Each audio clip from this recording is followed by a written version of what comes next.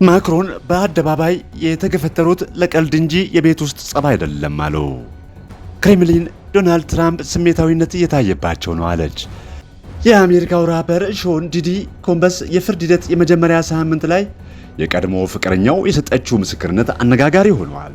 የእንግሊዝ ፕሪሚየር ሊግ ሻምፒዮን የሆነው ሊቨርፑል ደጋፊዎች ደስታቸውን እየገለጹ ሳለ አንድ ግለሰብ በመኪና ባደረሰው አደጋ በርካቶች መጎዳታቸው ተዘገበ። ጤና ይስጥልኝ ውድ ተከታታዮቻችን እንደምን ሰነበታችሁ። ይህ ዘወትር ምሽት በዚህ ሰዓት በየድል ሚዲያ የሚቀርብላችሁ የምሽት ወሬዎቻችን ሰዓት ነው። አብራችሁን ቆዩ።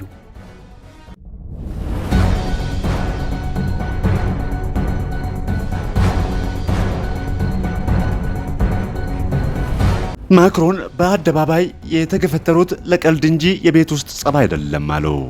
የፈረንሳዩ ፕሬዝዳንት ኢማኑኤል ማክሮን ለጉብኝት ቪየትናም ዋና ከተማ ሃይሮ አውሮፕላን ማረፊያ ደርሰው ከአውሮፕላን ሊወርዱ ሲሉ የሆነው በዓለም ዙሪያ መነጋገሪያ ሆኗል። የአውሮፕላኑ በር ተከፍቶ ፕሬዝዳንቱ ፊት ለፊት በሚታዩበት ጊዜ አንድ እጅ ጸብ በሚመስል ሁኔታ ፊታቸውን በኃይል ሲገፋ ታይቷል። በዚህ ጊዜ ፕሬዝዳንቱ ምንም እንዳልተፈጠረ የእጅ ሰላምታ ሰጥተው ሚስታቸውን ከጎናቸው በማድረግ ከአውሮፕላኑ ወርደዋል። እሁድ ምሽት በፕሬዝዳንቱ አውሮፕላን ውስጥ የማክሮ ሚስት ብሪጅት ፊታቸው ሳይታይ ከአውሮፕላኑ በር በጎን በኩል ሆነው በእጃቸው የማክሮንን ፊት በኃይል ሲገፈትሩ የተቀረጸው ምስል በጥንዶቹ መካከል የተፈጠረ ጸብ እንዳለ እየተነገረ ነው። ፕሬዝዳንት ማክሮን በድንገት በገጠማቸው ነገር መጀመሪያ ላይ የደነገጡ ቢሆንም ወዲያ ምንም እንዳልተፈጠረ በማስመሰል ከአውሮፕላኑ ውጭ ሊቀበሏቸው ለተሰበሰቡት የቪየትናም ባለስልጣናትና ካሜራ ደግነው ለሚጠብቋቸው ጋዜጠኞች የእጅ ሰላምታ ሰጥተው ነበር። ነገር ግን ምስሉ ከተሰራጨ በኋላ ማክሮን በሚስታቸው ሲመናጨቁና ሲገፈተሩ በድንገት በሕዝብ ፊት መታየታቸውን በመጥቀስ ጉዳዩ በጥንዶቹ መካከል የተፈጠረ ጠንከር ያለ ችግር ሳይኖር አይቀርም ተብሏል። የፈረንሳይ መገናኛ ብዙሃን የፕሬዝዳንቱን ቤተ መንግስት የሊሴ ምንጮችን ጠቅሰው እንደዘገቡት ክስተቱ ፕሬዝዳንቱና ባለቤታቸው መካከል መቀላለድ ሁኔታ ነው ሲሉ ማክሮንም በበኩላቸው እየተቀላለዱ ሳለ መታየታቸውን በመግለጽ አስተባብለዋል።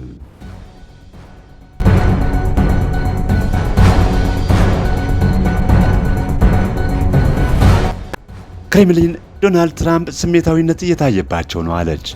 ሩሲያ ይህንን ያለችው ትራምፕ ፕሬዝዳንት ፑቲን ፍጹም ቀውስ ናቸው ማለታቸውን ተከትሎ ነው። ሩሲያ ከቀናት በፊት ዩክሬን ላይ በ367 ድሮንና ሚሳኤል ታግዛ ከባድ ጥቃት የፈጸመች ሲሆን 13 ሰዎች መገደላቸው ተዘግበዋል። ትራምፕ እሁድ ትሩዝ ሶሻል በተሰኘው ማህበራዊ ሚዲያቸው ፑቲን አንድ ነገር ሆነዋል ብለዋል። ፍጹም አብደዋል ያሉት ትራምፕ ያለ አንዳች ምክንያት ሰዎችን እየገደሉ ነው ሲሉ ፑቲንን ወቅሰዋል። የፑቲን ቃል አቀባይ የሆኑት ዲሚትሪ ፔስኮቭ ትራምፕ ያሰሙት ንግግር በዙሪያቸው ያሉ ሰዎች የሚያንጸባርቁት ስሜታዊ ጫና ነው ብለዋል። የጀርመን መራሄ መንግስት ፍሬድሪክ ሜርዝ በበኩላቸው የዩክሬን አጋሮች ለኪየቭ የሚሰጠው የጦር መሳሪያ ድጋፍ ገደብ እንዳይኖረው አድርገዋል ብለዋል። ጀርመን ታውረስ የተሰኙትን ሚሳኤሎች ለዩክሬን ሰጥታለች የሚሉ ዘገባዎች መሰማት ጀምረዋል። ሩሲያ ቅዳሜ ምሽት በዩክሬን ያደረሰችው የአየር ድብደባ ጦርነቱ ከተጀመረ ወዲህ ከባዱ የአየር ጥቃት ነው ተብሏል። የዩክሬን አየር ኃይል ትልቁ የድሮን ጥቃት ነው ተብሏል። ፔስኮቭ የአየር ድብደባው ዩክሬን የሩሲያ ማህበራዊ መሠረተ ልማት ላይ ላደረሰችው ጥቃት ምላሽ ነው ብለዋል። የሩሲያ መከላከያ ሚኒስቴር እንዳስታወቀው የአየር መቋቋሚያው በተለያዩ የሀገሪቱ ግዛቶች 20 የዩክሬን ድሮኖችን መመከት ችሏል። የዩክሬን ፕሬዝዳንት ቮሎዲሚር ዜሌንስኪ እሁድ ሩሲያ የወሰደችው የአየር ድብደባ ምንም አይነት ወታደራዊ ትንታኔ የሚያስፈልገው አይደለም ብለዋል። ፑቲንና ሩሲያ መርጠው ጦርነቱን ለመቀጠልና ነፍስ ለማጥፋት የሚያደርጉት ነው ሲሉ ኮንነዋል። ሮይተርስ የዜና ወኪል እንደዘገበው ዜሌንስኪ ረቡዕ ወደ ጀርመን ያቀናሉ። ነገር ግን ይህ ጉዟቸው እስካሁን ተጨባጭነት አላገኘም። ከዚህ ቀደም የነበሩ የጀርመን መራሄ መንግስታት ታውረስ ሚሳኤል ለዩክሬን በድጋፍ እንደማይሰጡ በግልጽ አስታውቀው ነበር። ዩናይትድ ኪንግደም እና ዩናይትድ ስቴትስ ጨምሮ ሌሎች ምዕራባውያን የዩክሬን አጋሮች ለኪየቭ የመሳሪያ ድጋፍ ቢያደርጉም እንዴት ጥቅም ላይ መዋል እንዳለበት የሚደነግጉ ህግጋትን ያወጣሉ። ታውረስ ሚሳኤል 500 ኪሎ ሜትር መምዘግዘግ የሚችል ሲሆን ሩሲያ ይህ መሳሪያ ለዩክሬን የሚቀርብ ከሆነ እንደ አደገኛ እርምጃ ይወሰዳል ብላለች። ትራምፕ ፑቲንን ለረጅም ጊዜ አውቀዋለሁ፣ እንስማማለን፣ ነገር ግን ከተማዎች ላይ ሮኬቶች ያስወነጨፈ ሰዎችን እየገደለ ነው፣ ይህንን ነገር አልወደድኩትም ብለዋል። የአሜሪካው ፕሬዝዳንት አክለው ሩሲያ ላይ ተጨማሪ ማዕቀብ ለመጣል ዝተዋል።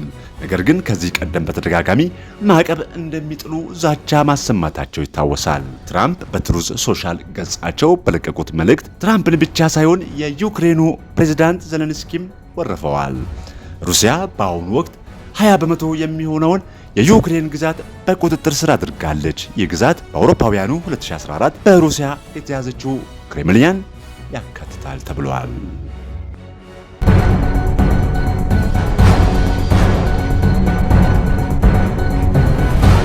የአሜሪካው ራፐር ሾን ዲዲ ኮምበስ የፍርድ ሂደት የመጀመሪያ ሳምንት ላይ የቀድሞ ፍቅረኛው የሰጠችው ምስክርነት አነጋጋሪ ሆኗል። የአርኤንቢዲ ሙዚቀኛዋ ካሳንድራ ወይም ካሲ ቬንቱራ ለ4 ቀናት ምስክርነቷን ሰጥታለች።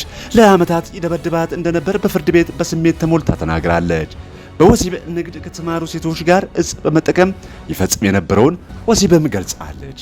ለአስርት በዚህ የስቃይ ህይወት ውስጥ መቆየቷን ካሲ ተናግራለች። በሐዘን የተሞላ ሲሉ ምስክርነቷን በፍርድ ቤት የተከታተሉ ገልጸውታል። ዲዲ ጥቃት አድራሽና በዝባዥ ብቻ ሳይሆን የወሲብ ወንጀል መረብ የዘረጋም ነው ተብሏል። በማንሃተን ፍርድ ቤት ካሲ ቃሏን ስትሰጥ ሁሉም ሰው በአንክሮ እያደመጣት እንደነበረ ተገልጿል። የ8 ወር ነፍሰ ጡሯ ሙዚቀኛ በአቃቤ ሕግ ምስክርነት እንድትሰጥ ተጠይቃለች። የቀድሞ ፍቅረኛዋ ዲዲን ለ6 ዓመታት አላገኘችውም። ዲዲ ከህገወጥ የወሲብ ንግድና ዝውውር ጋር የተያዙ ክሶች ተመስርተውበታል። ካሲንም ይበዘብዛት እንደነበር በፍርድ ቤት ቃሏን ሰጥታለች። በማትፈልገው የወሲብ ድርጊት ውስጥ ያስገባት እንደነበርም ገልጻለች። ለ11 ዓመት ተኩል አብራው ስትቆይ ፍሪክ ኦፍስ በመባል የሚታወቁ የወሲብ ክንውኖችን በማዘጋጀት ካሲንም ያሳትፋት እንደነበር ተናግራለች። በወሲብ ብዝበዛ በመሰማጠርና ለወሲብ ንግድ ሰዎችን በማዘዋወር ተከሷል። ዲዲ ግን ክሶቹን አስተባብለዋል። ዲዲ ፍርድ ቤት ሲቀርብ ልጆቹና ጓደኞቹም ተገኝተዋል። ዳኛ አሩን ስብራህማ አቃቢ ሕጎች ምስክርነታቸውን እንዲያቀርቡ ሲጠይቁ ካሲ ምጧ ሊመጣ ይችላል ተብሎ ተሰግቶ ነበር። ሙዚቀኛዋ ገናና ከሆነው ራፐር ጋር በፍቅር መውደቋን ታስታውሳለች። ስታገኘው ገና 19 ዓመቷ ነበር። ዲዲ በ17 ዓመት ይበልጣታል። የሙዚቃ ሪከርድ ሌብል ውስጥ አስገባት። ተዋውቀው ብዙም ሳይቆዩ ግንኙነታቸው ተጀመረ። ዲዲ ሌላ አደገኛ ገጽታ እንዳለው ያወቀችው ያኔ ነው። ምስክርነቷን ስትሰጥ እያለቀሰች ነበር። ዲዲ መላው ሕይወቷን ለመቆጣጠር ይሞክር እንደነበር ተናግራለች። የመኪና፣ ለቤት ኪራይ፣ ለስልክ ገንዘብ ይከፍልላታል። ለሌሎችም እንደዚሁ ተግባራዊ እንደሚያደርግና ሲበሳጭ ግን ለቅጣት ብሎ መክፈል ያቆመ እንደነበር ገልጻለች። አንድ ቀን ተኝታ ስለነበር እንደመታትና ሽፋሽፍቷ እንደተሰነጣጠቀ አስታውሳለች። ሁለት ጓደኞቹ ያስቆሙት ቢሞክሩም ከአልጋ ጋር አጋጭቷታል። በሚስጥር የቀዶ ሕክምና ባለሙያዋ ቆዳዋን እንዲጠግን መቅጠሩንም ለፍርድ ቤት ተናግራለች። በአንድ ፓርቲ ላይ ከሽንት ቤት መቀመጫ ጋር አጋጭቶ እንደደበደባትም ካሲ ምስክርነቷን ሰጥታለች። ምስክርነቷን ስትሰጥ ምስሎችና ቪዲዮዎች የታዩ ሲሆን በፍርድ ቤቱ የሚያለቅሱ ሰዎችም ነበሩ። አምና ሲኤንኤን ያወጣው ቪዲዮ ዲዲ ካሲን እንደ አውሮፓውያን አቆጣጠር በ2016 በሎስ አንጀለስ ኢንተርኮንቲኔንታል ሆቴል ሲደበድባት ያሳያል። ዲዲ በሚሊዮኖች የሚቆጠሩ ሰዎች የተመለከቱት ይህ ቪዲዮ በፍርድ ቤትም በማስረጃነት ቀርቧል። ዲዲ የሚያዘጋጃቸውን የወሲብ ክንውን ጥላ ለመውጣት በመሞከሯ ድብደባውን እንደመፈጸመባት ካሲ ገልጻለች። በወሲብ ንግድ የሚተዳደሩ ሁለት ወንዶችን ቀጥሮ ከካሲ ጋር ወሲብ ሲፈጽሙ ዲዲ ይቀርጽ ነበር። የፍቅር ግንኙነታቸው በተጀመረ በሁለተኛው ዓመት እነዚህ የወሲብ ድርጊቶች ውስጥ ያካትታት እንደጀመረ ተናግራለች። እሱን ደስተኛ ለማድረግ ስትል ብትሳተፍም በጊዜ ሂደት ግን እሷ ላይ የሚደርሰው ውርደት እየጨመረ ሄዷል። እነዚህ ድርጊቶች እስከ 4 ቀናት ሊቆዩ ይችላሉ። እንቅልፍ እንዳይወስዳት መድኃኒት መውሰድም ነበረባት። የማህፀን ኢንፌክሽንን ጨምሮ የተለያዩ ህመሞች እንደገጠሟትና በአንድ ወቅት ወደ መታጠቢያ ቤት ስትሄድ ራሷን መሳቷን ገልጻለች። ይህ ፍሪክ ኦፍስ የወሲብ ክንውን ዋቢ ቢስ እንደሆንኩ እንዲሰማኝ ያደርገኝ ነበረ። እንደ ሥራ ሆኖ ነበረ። ከዚህ ክንውን ለማገገም መሞከር የተለመደ ነገር ሆኖም ነበር ብላለች። በተያያዘ በመቶዎች የሚቆጠሩ የወሲብ ድርጊቶች መፈጸማቸውን ገልጻለች። ዲዲ ከሌሎች ሴቶች ጋር ግንኙነት በማድረጉ በተደጋጋሚ ቢለያዩም በስተመጨረሻ በ2018 ግንኙነቱን አቋርጣለች። በ2018 ቤቷ ውስጥ ሳለች ዲዲ እንደደፈራት በፍርድ ቤት እያለቀሰች ቃሏን ሰጥታለች። አሁን ከግል አሰልጣኟ አሌክስ ፋይን ጋር ትዳር መስርተው 2 ልጆች አፍርተዋል። ሆኖም ከዲዲ ጋር ሳለች የደረሰባት ስቃይ አሁንም ድረስ ጠባሳው እንዳለ ተናግራለች። ጠባሳው እንቅልፍ ሲነሳት ከ2 ዓመት በፊት ራሷን ለማጥፋት ሞክራ ባለቤቷ የስነ ልቦና አማካሪ ጋር እንዳገናኛት ትናገራለች። አቃቤ ሕግ የካሲን ምስክርነት ዲዲ ከተከሰሰበት ሕገ ወጥ የወሲብ ንግድና ዝውውር ጋር እያስተሳሰረ ነበር። ከዲዲ ጠበቃ ዲዲ በዝባዥ እንደነበረ እንደማይክዱ እና በቤት ውስጥ ጥቃት ክስ ሊመሰረትበት እንደሚችል ገልጸዋል። የቤት ውስጥ ጥቃት የወሲብ ንግድ አይደለም ሲሉ ጠበቃው ቴኑ ግሪጎስ ተከራክረዋል። የፌዴራል መንግስት ክስ ለወሲብ ንግድ ሰዎች ማዘዋወርና የወሲብ ንግድ ሰንሰለት መዘርጋትና የተቀናጀ የወንጀል መረብ ለመዘርጋት መመሳጠርን ይጨምራል ተብሏል። ተባባሪ አቃቤ ሕግ ኤሚሊ ጆንሰን እንዳሉት የካሲ ምስክርነት ክሱን ለማጠናከር ይረዳናል ብላለች። ዲዲ መሳሪያዎች እንደሚያገኝና እሷንም ሚስጥር እንድጠብቅ ያስገድዳት እንደነበር ተናግራለች።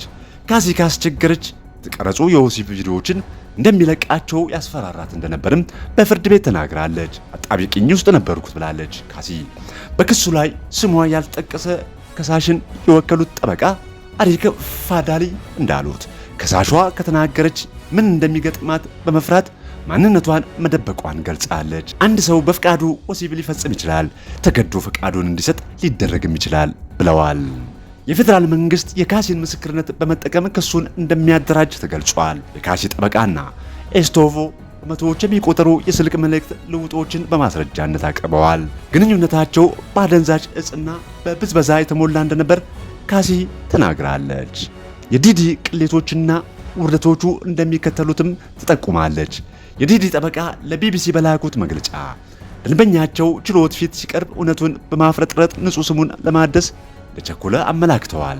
እስር ላይ የሚገኘው ዲዲ በቅርብ ጊዜያት በርካታ ክሶች እየቀረቡበት ይገኛሉ።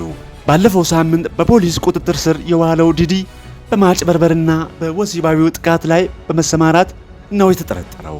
ዋስትና ጠይቆ የተከለከለው ራፐር የፌዴራል ማረሚያ ቤት ይገኛል። ራፐሩ ውድቅ የተደረገበት ዋስትና ድጋሚ እንዲታይ ይግባኝ ጠይቋል። ዲዲ የቀረቡበትን ሁሉንም ክሶች አልፈጸምኩም በማለት ያስተባብላል። አሁን ላይ ከ120 በላይ ክሶች የተመሰረቱበት ሲሆን ጠበቃው እንደሚሉት ከ100ዎቹ ክሶች መካከል ግማሾቹ ሴቶች፣ ቀሪዎቹ ደግሞ ወንዶች ናቸው ብለዋል። አክለውም 25 ከሳሾች ድርጊቱ በተፈጸመባቸው ወቅት ዕድሜያቸው ከ18 ዓመት በታች ነበር። ዲዲ ሕፃናት ላይ ወሲባዊ ጥቃት በመፈጸም ሲከሰስ ይህ የመጀመሪያው ነው። ዲዲ ከአውሮፓውያኑ 1991 እስከ 2024 ባለው ጊዜ በሎስ አንጀለስ፣ በኒውዮርክና በማያሚ በተባሉ የአሜሪካ ክፍሎች ውስጥ ጥቃት ፈጽሟል ይላሉ የከሳሾቹ ጠበቃ። አብዛኞቹ ጥቃቶቹ የተፈጸሙት በ2015 እንደሆኑ ገልጸዋል። ከከሳሾቹ መካከል በርካቶቹ እንደሚሉት ዲዲ በመኖሪያ ቤቱና በተለያዩ ሆቴሎች ውስጥ በሚያዘጋጃቸው ፓርቲዎች ላይ ከተጋበዙ በኋላ ነው የመደፈር ወንጀል የተፈጸመባቸው። ባድቦይ ሪከርድስ የተባለው ታዋቂ የሙዚቃ ፕሮዳክሽን መስራች ሆነው ዲዲ ከዚህ ቀደም በተመሳሳይ ድርጊቶች ቅሬታ ይቀርብበት ነበር። ባለፈው ዓመት ህዳር የቀድሞ ፍቅረኛው ካሳንድራ ኤልዛቤት ቬንቹራ ክፉኛ አካላዊ ጥቃት እንዳደረሰባት በመጥቀስ ራፐሩን መክሰሱ አይዘነጋም። ራፐሩ ድርጊቱን ሲፈጽም እንደታየ ተገልጾ የነበረ ቢሆንም ዲዲ ግን አልፈጸምኩም ሲል ቢከራከርም በገለልተኛ ሸንጎ ጉዳዩ መፈታቱ ተነግሯል። ከዚህ ክስ በኋላ የቀድሞ ፍቅረኛውን ሲደበደብ የሚያሳይ ቪዲዮ መውጣቱን ተከትሎ ባለፈው ግንቦት የይቅርታ ቪዲዮ አሰራጭቶ ነበር። በራፕ የሙዚቃ ዘውግ እጅግ የተሳካላቸው ከሚባሉ ግለሰቦች አንዱ የሆነው ሾን ኮምስ አሊያም ዲዲ ወሲባዊና አካላዊ ጥቃት በማድረስ በተለያዩ ሴቶች ክስ ቀርቦበት ያውቃል።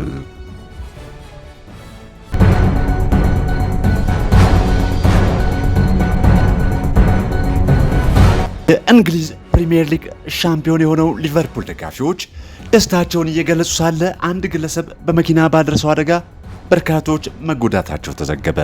የመርሲሳይድ ፖሊስ እንዳለው ወተር ስትሪት በተባለው መንገድ ላይ በርካታ ደጋፊዎች ደስታቸውን እየገለጹ እየተጓዙ ሳለ ነው አደጋው የደረሰው። በስፍራው አቆጣጠር አመሻሹን 12 ሰዓት አካባቢ በደረሰው አደጋ በደርዘን የሚቆጠሩ ሰዎች ተጎድተዋል። 2 ሰዎች ከፍተኛ አደጋ ሲደርስባቸው 27 የሚሆኑ ደግሞ ሕክምና እያገኙ እንደሆነ ፖሊስ አስታውቋል። ሊቨርፑል አካባቢ የሚኖር የ53 ዓመት ብሪታንያዊ አደጋውን በማድረስ ተጠርጥሮ በፖሊስ ቁጥጥር ስር ውሏል።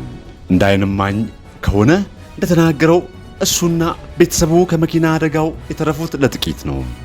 ግለሰቡ የተሰበሰቡ ሰዎች ላይ መኪናውን እየነዳ ሲመጣ የታየ ሲሆን ጉዳት ከደረሰባቸው መካከል 4 ሕፃናት እንደሚገኙበት ተዘግቧል። ለሕይወት የሚያሰጋ ጉዳት ከደረሰባቸው 2 ሰዎች መካከል አንደኛው ሕፃን መሆኑን የኖርዝ ዌስት አምቡላንስ አገልግሎት አስታውቋል። ባለሥልጣናት ክስተቱ እንደ ሽብር ጥቃት አይቆጠርም ብለዋል። ሰኞ ከሰዓት በ10 ሺዎች የሚቆጠሩ የሊቨርፑል ደጋፊዎች ቡድናቸውን የእንግሊዝ ፕሪሚየር ሊግ ሻምፒዮን መሆኑን አስመልክቶ ደስታቸውን ለመግለጽ ነው ወደ ጎዳና የወጡት። ሊቨርፑል እግር ኳስ ክለብ በአደጋው ለተጎዱ ሙሉ ድጋፍ እንደሚያደርግ አስታውቋል። የእንግሊዙ ጠቅላይ ሚኒስትር ኪር ስታርመር በሊቨርፑል ጎዳና የደረሰውን ክስተት በጣም አሰቃቂ ብለው የአደጋ ጊዜ ሰራተኞች ላሳዩት ተግባር ምስጋና አቅርበዋል። አንድ የዓይን እማኝ እንደገለጸው ተጠርጣሪው አደጋውን ያደረሰው የሊቨርፑል ተጫዋቾችን ይዞ የነበረውን አውቶቡስ ካለፈ ከ10 ደቂቃ በኋላ ነው ብለዋል። ፖሊስ ተጠርጣሪው አደጋውን ለምን እንዳደረሰ እስካሁን ግልጽ አይደለም ብለዋል። የመርሲሳይድ የእሳት አደጋ ኃላፊ ኒክ ሲርል እንደገለጹት የአደጋው ጊዜ ሰራተኞች ከስፍራው ሲደርሱ 3 አዋቂዎችና 1 ሕፃን ከመኪናው ስር ነበር። 48 ዓመቱ ሃሪ ራሺድ ከሚስቱና ከ2 ታዳጊ ሴት ልጆቹ ጋር በስፍራው ተገኝቶ የነበረ ሲሆን አደጋውን አድርሷል የተባለው ግለሰብ ሰዎችን እየገጨ ያለፈው በጎናችን ነው ሲል የተፈጠረውን ይናገራል። መጀመሪያ የሰማነው ድውድው የሚል ድምፅ ነው። አንዳንድ ግለሰቦች መንገድ ላይ ወድቀው ራሳቸውን ይሳቱ ነበሩ። እጅግ አሳዛኝ ነው፣ በጣም አሳዛኝ ሲል ተናግረዋል። ቢቢሲ፣ ሮይተርስ፣ አጃንስ ፍራንስ ፕሬስ እና ቢቢሲ አማርኛ የዛሬ ወሬዎቻችን ምንጮቻችን ናቸው። ውድ ተከታታዮቻችን ስለምትከታተሉ እናመሰግናለን። የዛሬው ወሬዎቻችን ይህን ይመስል ነበር። በሚቀጥለው እስከምንገናኝ በያላችሁበት ሰላም